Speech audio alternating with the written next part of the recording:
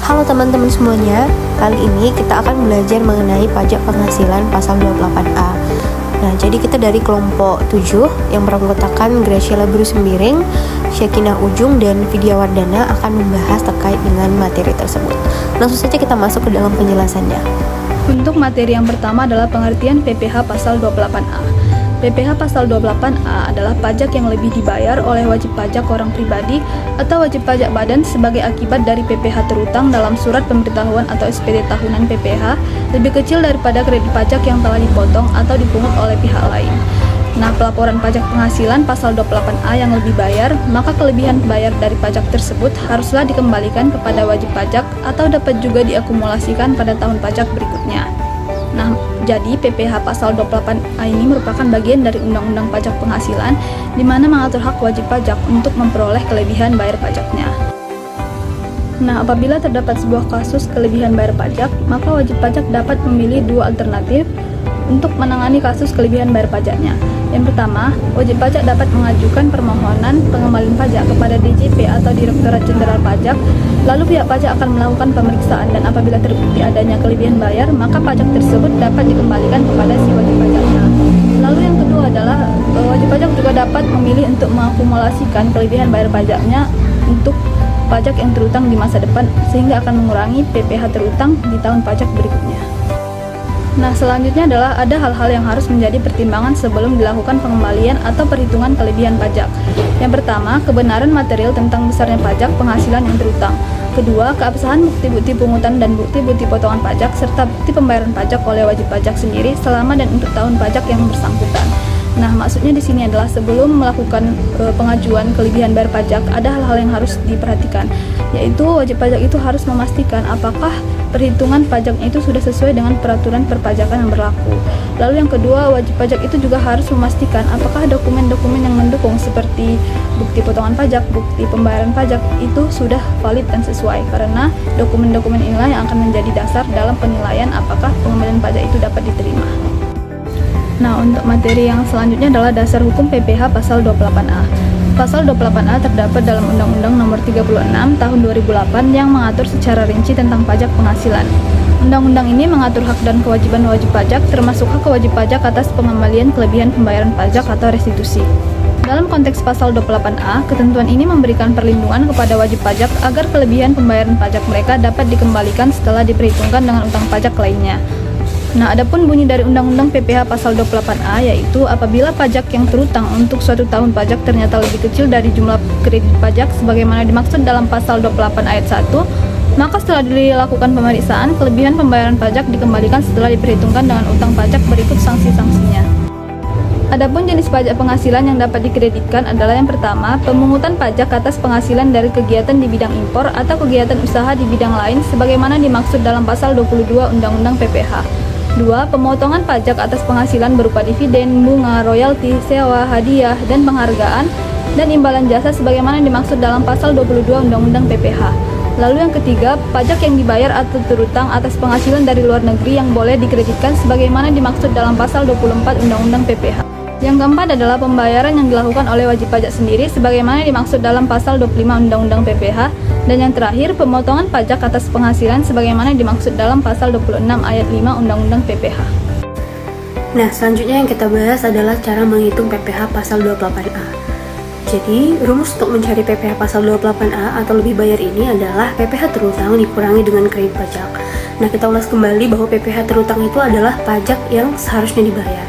Kalau kredit pajak itu adalah pajak yang sudah dibayar atau pajak yang sudah terlanjur dibayar. Nah, langsung saja kita masuk ke dalam contoh soal atau contoh kasusnya. Contoh kasus yang pertama, Andi adalah seorang pengusaha. Andi sudah menikah dan mempunyai 4 orang anak.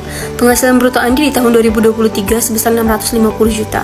Selama tahun 2023, Andi juga memberikan zakat kepada badan ambil zakat yang disahkan pemerintah sebesar 50 juta dan telah membayar angsuran PPh 25 dengan total 180 juta.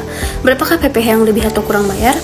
Nah, jadi sesuai dengan rumus PPh 28A tadi, untuk mencari lebih bayar itu adalah PPh terutang dikurangi dengan kredit pajak. Jadi, untuk mencari PPh terutang itu adalah penghasilan kena pajak dikali dengan tarif pajak. Jadi, kita cari dulu nih penghasilan kena pajaknya. Nah, untuk mencari penghasilan kena pajak sendiri, yaitu penghasilan neto dikurangi dengan PTKP. Jadi penghasilan netonya kita cari. Di dalam soal sudah ditentukan untuk penghasilan brutonya yaitu sebesar 650 juta. Kemudian kita kurangi dengan pengeluaran yaitu pembayaran zakat sebesar 50 juta. Jadi total dari penghasilan neto atau penghasilan bersihnya adalah 600 juta. Kemudian kita tentukan PTKP-nya. Nah, sesuai dengan ketentuan bahwa untuk wajib pajak pribadi itu PTKP-nya sebesar 54 juta. Dan untuk status kawin itu 4.500.000. Untuk tanggungan itu 4.500.000 per tanggungan. Di sini kita kalikan 3. Kenapa dikalikan 3? Padahal kan di soal dikatakan bahwa Andi itu mempunyai 4 orang anak atau 4 orang tanggungan. Jadi kalau sesuai dengan ketentuan undang-undang bahwa maksimalnya itu untuk tanggungan itu adalah 3 orang gitu. Jadi kita kalikan dengan maksimalnya yaitu 3. Jadi tanggungan itu 4.500.000 dikali 3, 13.500.000. Jadi total PTKP-nya adalah 72 juta. Jadi PKP-nya 600 juta dikurangi 72 juta. Yang dimana tadi 600 juta itu adalah penghasilan bersihnya dikurangi dengan 72 juta yaitu PTKP-nya, dapatlah hasil PKP-nya itu 528 juta. Nah, sesuai dengan ketentuan Undang-Undang Nomor 7 Tahun 2021 bahwa untuk penghasilan kena pajak di atas 500 juta itu akan dikenakan tarif pajak sebesar 30% gitu. Jadi untuk mencari PPh terutangnya kita kalikan di setiap lapisan. Nah, untuk lapisan pertama yaitu 5% dikali dengan 60 juta yaitu 3 juta. Kemudian lapisan kedua 15% dikali dengan 250 juta dikurangi 60 juta. Kenapa dikurangi 60 juta? Karena kita 60 juta ini tadi kita sudah pakai di lapisan pertama gitu. Jadi kita kurangkanlah 250 juta dikurangi 60 juta yaitu 190 juta. 15% dikali 190 juta yaitu 28.500.000 rupiah. Kemudian kita lanjut ke lapisan ketiga yaitu 25% dikali 500 juta dikurangi 250 juta. Kenapa dikurangi 250 juta? Karena tadi kita sudah gunakan tarif 60 juta dan 190 juta di lapisan kedua. Jadi kan 60 juta ditambah dengan 190 juta itu kan 250 juta. Jadi kita kurangkan 500 juta dikurangi 250 juta yaitu 62.500.000 rupiah. Kemudian kita lanjut ke lapisan yang terakhir yaitu 30% dikali dengan 528 juta dikurangi 500 juta yaitu sebesar 8.400.000 rupiah. Jadi total dari PPh terutangnya yaitu 102.400.000 rupiah. Nah, PPh terutangnya kita sudah dapat, kemudian kita tentukan kredit pajaknya. Untuk kredit pajaknya tadi sudah ditentukan di soal yaitu PPh pasal 25 yaitu 180 juta. Nah, PKP-nya kita sudah dapat dan kredit pajaknya juga sudah, tinggal kita kurangkan yaitu PPh terutang dikurang dengan kredit pajak. PPh terutangnya tadi ada 102.400.000 dikurangi dengan kredit pajak 180 juta, dapatlah hasilnya negatif 77.600.000 rupiah. Negatif di sini maksudnya adalah kredit pajak itu lebih besar daripada PPh terutang atau pajak yang sudah dibayar atau sudah terlanjur dibayar ini lebih besar daripada pajak yang seharusnya dibayar. Berarti kan terjadi kelebihan bayar pajak tuh. Jadi pada perhitungan ini diketahui bahwa pajak penghasilan PPh pasal 28A-nya itu yaitu kelebihan pembayaran pajak sebesar 77.600.000 rupiah. Kita lanjut ke studi kasus kedua. PT Bina Sejahtera adalah perusahaan yang bergerak di bidang jasa konsultan. Pada tahun 2023, perusahaan mencatat penghasilan bruto sebesar 5 miliar. Setelah mengurangi biaya-biaya, perusahaan memperoleh penghasilan neto sebesar 2 miliar. Berdasarkan tarif PPh badan yang berlaku sebesar 22%, PT Bina Sejahtera menghitung PPh terutang. Namun PT Bina Sejahtera secara keliru membayar pajak sebesar 100 juta atas penjualan aset tetap berupa kendaraan yang telah dimiliki lebih dari 10 tahun yang seharusnya bukan merupakan objek pajak. Selain itu, selama tahun 2023, PT Bina Sejahtera telah melakukan angsuran PPh pasal 25 sebesar 350 juta. Hitunglah kelebihan bayar pajak PT Bina Sejahtera. Nah, sesuai dengan rumus untuk mencari PPh pasal 28A, yaitu PPh terutang dikurangi dengan kredit pajak. Nah, PPh terutangnya itu yaitu 22% dikali dengan 2 miliar, yang dimana 22% itu adalah tarif untuk badan, dan 2 miliar itu adalah penghasilan bersih yang sudah ditentukan dalam soal. Jadi PPh terutangnya adalah 440 juta. Kemudian kita tentukan kredit pajaknya. Untuk PPh 25 tadi sudah ditentukan juga di soal, yaitu sebesar 350 juta, dan pembayaran pajak yang tidak terutang yaitu penjualan kendaraan tadi yang seharusnya bukan merupakan objek pajak gitu, yang sudah terlanjur dibayar gitu. Kalau sudah terlanjur dibayar kan berarti kita masukkan itu ke dalam kredit pajak, itu sebesar 100 juta. Jadi total dari kredit pajaknya adalah 450 juta. Nah, penghasilan PPh terutangnya kita sudah dapat dan kredit pajaknya juga sudah, tinggal kita kurangkan saja, yaitu 440 juta dikurangi dengan 450 juta, hasilnya negatif 10 juta, yang berarti bahwa kredit pajaknya itu lebih besar dari PPh terutang, atau pajak yang sudah dibayar itu lebih besar dari pajak yang seharusnya dibayar, yaitu kelebihan bayar pajak sebesar 10 juta. Oke, kita lanjut ke studi kasus yang ketiga. PT Global Nusantara adalah perusahaan yang bergerak di bidang perdagangan barang elektronik. Pada tahun 2023, PT Global Nusantara melakukan beberapa impor barang dari luar negeri dan dikenakan PPh pasal 22 atas impor sebesar 600 juta. Selama tahun 2023, PT Global Nusantara juga telah membayar angsuran PPh pasal 25 sebesar 800 juta. Setelah menyelesaikan laporan keuangannya, PT Global Nusantara mencatat neto sebesar 6 miliar. Di audit internal ditemukan bahwa terdapat kelebihan pembayaran PPh pasal 22 impor. Hitunglah kelebihan bayar pajak PT Global Nusantara. Nah, langkah pertama yang harus kita lakukan adalah mencari PPh terutangnya, yaitu 22% dikali dengan 6 miliar. 22% itu adalah tarif badan usaha yang sudah ditetapkan dalam Undang-Undang Nomor 7 Tahun 2021. Kemudian kita kali dengan 6 miliar. 6 miliar ini adalah penghasilan bersih yang sudah dicantumkan dalam soal tadi. Jadi PPh terutangnya adalah 1 miliar 320 juta. Nah, selanjutnya adalah kita cari kredit pajaknya, yaitu PPh 25 800 juta, PPh 22 yaitu sebesar 600 juta. Jadi total kredit pajaknya adalah 1 miliar 400 juta. Nah, jadi untuk mencari PPh pasal 28-nya, yaitu PPh terutang dikurangi dengan kredit pajak, yaitu 1 miliar 320 juta dikurangi dengan 1 miliar 400 juta, dapatlah hasilnya negatif 80 juta. Yang berarti bahwa kredit pajaknya itu lebih besar daripada PPh terutangnya, atau pajak yang sudah dibayar lebih besar daripada pajak yang seharusnya dibayar. Berarti terjadi kelebihan bayar pajak sebesar 80 juta. Nah, setelah kita menemukan pajak lebih bayar, kita bisa melakukan beberapa langkah. Sebelum kita masuk ke langkah-langkah itu, ada dokumen-dokumen yang harus kita siapkan, seperti bukti potongan pajak. Nah, dokumen ini diberikan oleh pemberi kerja atau perusahaan, seperti formulir 1721A1 untuk pegawai swasta dan 1721A2 itu untuk pegawai negeri. Ini menunjukkan jumlah pajak yang telah dipotong dari penghasilan kita. Lalu yang kedua ada daftar penghasilan. Daftar semua sumber penghasilan yang kita dapatkan dalam setahun, baik itu dari pekerjaan utama maupun dari sumber lain. Lalu ada daftar harta dan utang. Kita harus memberikan informasi tentang harta yang kita miliki seperti rumah, kendaraan, atau tabungan, dan utang, misalnya itu seperti cicilan ataupun pinjaman. Lalu ada daftar tanggungan keluarga. Jadi kita harus memberikan data tentang orang yang menjadi tanggungan kita, seperti anak atau pasangan kita yang tidak bekerja. Lalu ada bukti pembayaran zakat atau sumbangan lain. Nah, jika kita membayar zakat atau memberikan sumbangan, kita harus menyiapkan bukti pembayarannya agar bisa dikurangi dari pajak. Lalu ada dokumen terkait lainnya. Nah, dokumen ini seperti dokumen tambahan yang relevan yang bisa mengurangi pajak kita, seperti kwitansi biaya pengobatan ataupun asuransi. Nah, setelah kita menyiapkan dokumen-dokumen tadi, kita bisa melaporkan SPT tahunan kita melalui e-filing. Nah, karena sekarang itu sudah serba digital, jadi kita sudah bisa melakukan pembayaran pajak melalui e-filing. Langkah pertama yang harus kita lakukan, kita bisa login ke situs pajaknya seperti www.pajak.go.id. Nah, lalu kita pilih layanan e-filing. Setelah masuk, klik menu lapor dan pilih layanan e-filing untuk memulai lapor. Lalu kita di situ diminta untuk membuat SPT.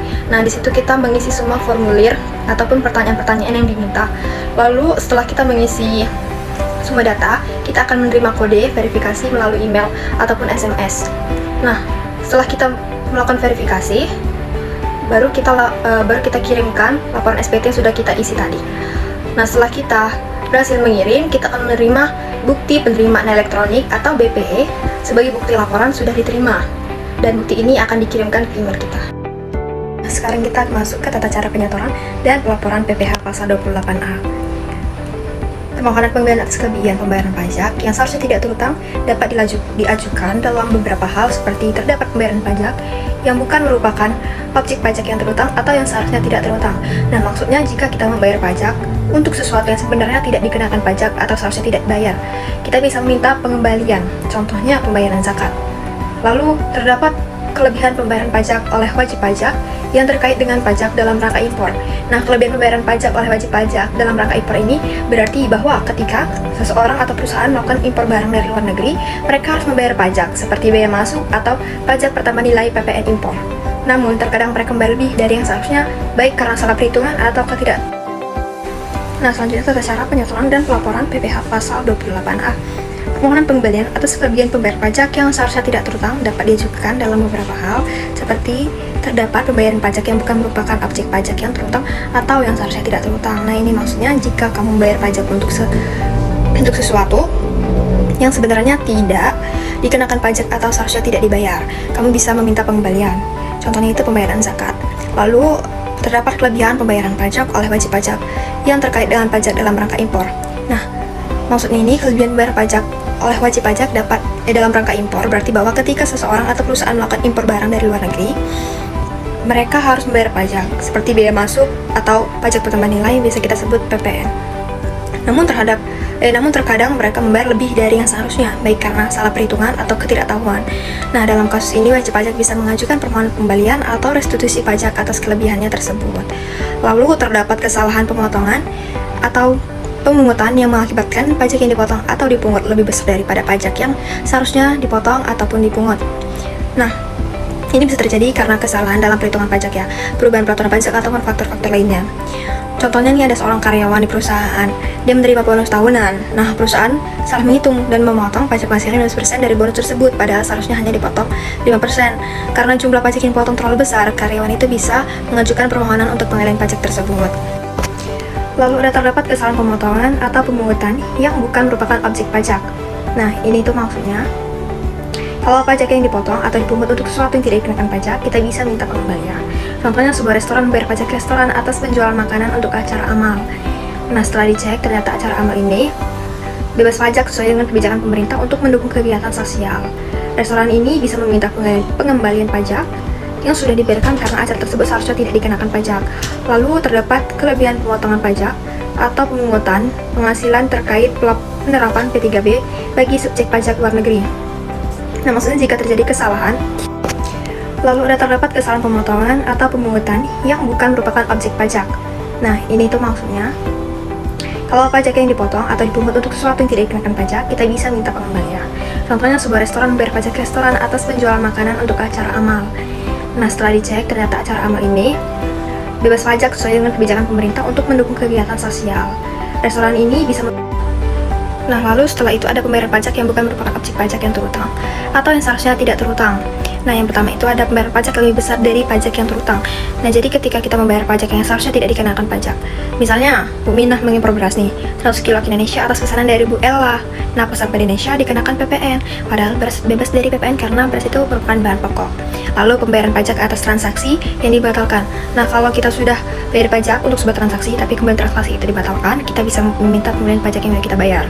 Contohnya, sebuah perusahaan properti menjual tanah kepada klien dan membayar pajak penjualan tanah tersebut. Namun, karena pembeli membatalkan transaksinya, perusahaan berhak menerima pembelian pajak yang sudah dibayarkan karena transaksi tidak jadi dilakukan. Lalu, pembayaran pajak yang seharusnya tidak dibayar. Nah, jadi kita membayar pajak yang seharusnya tidak wajib dibayar itu yang bukan termasuk objek pajak. Nah, sekarang kita masuk ke tata cara pengembalian pajak. Jadi, pembalian pajak yang lebih bayar dapat diminta kembali oleh pihak pembayar yang bersangkutan dengan mengajukan permohonan. Lalu, pihak pembayar sebagaimana yang dimaksud pada ayat 1 itu, yaitu wajib pajak orang pribadi, wajib pajak badan itu seperti PT, koperasi, firma, BUMN, BUMD. Lalu ada orang pribadi atau badan yang tidak diwajibkan memiliki nomor wajib pajak. Itu biasanya penghasilannya di bawah 4,5 juta. Atau sebuah yayasan sosial yang tidak menjalankan kegiatan komersial. Nah, kegiatan komersial ini maksudnya tidak mencari keuntungan. Nah, lalu ada permohonan pengembalian diajukan secara tertulis dalam bahasa Indonesia. permohonan pengembalian harus ditandatangani oleh pihak pembayar, maksudnya itu si wajib pajaknya. Lalu dalam hal permohonan ditandatangani oleh bukan pihak pembayar, permohonan harus dilampiri dengan surat kuasa khusus sesuai dengan ketentuan peraturan perundang-undangan di bidang perpajakan.